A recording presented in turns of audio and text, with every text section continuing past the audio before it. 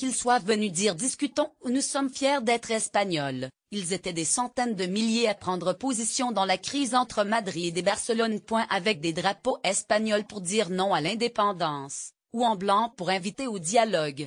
En pleine crise entre Madrid et Barcelone, des centaines de milliers d'Espagnols ont pris les rues, ce samedi 7 octobre, avec des profils et des objectifs assez différents, alors que les séparatistes catalans envisagent de déclarer l'indépendance unilatérale de leur région dans les prochains jours.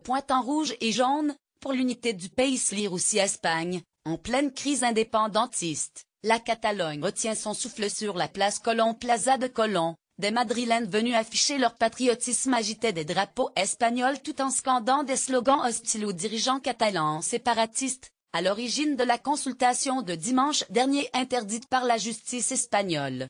L'initiative a fait florès dans tout le pays, comme à Palma de Majorque selon le bureau du représentant du gouvernement conservateur. Ils étaient 50 000 à Madrid ce samedi. Je suis venu pour montrer l'unité de l'Espagne, expliquait à l'AFP Rocío Villanueva, 30 ans. Octavi Puig, un retraité catalan. Il dit manifester parce que je ne veux pas qu'on mette un mur de Berlin pour aller là où se trouvent les morts de sa famille et mes proches.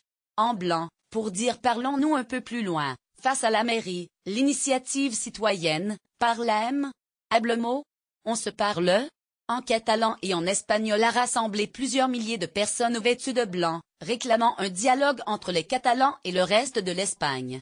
Au cours de la journée, leur nombre atteignait plusieurs milliers. Les tensions et les violences ont beaucoup augmenté.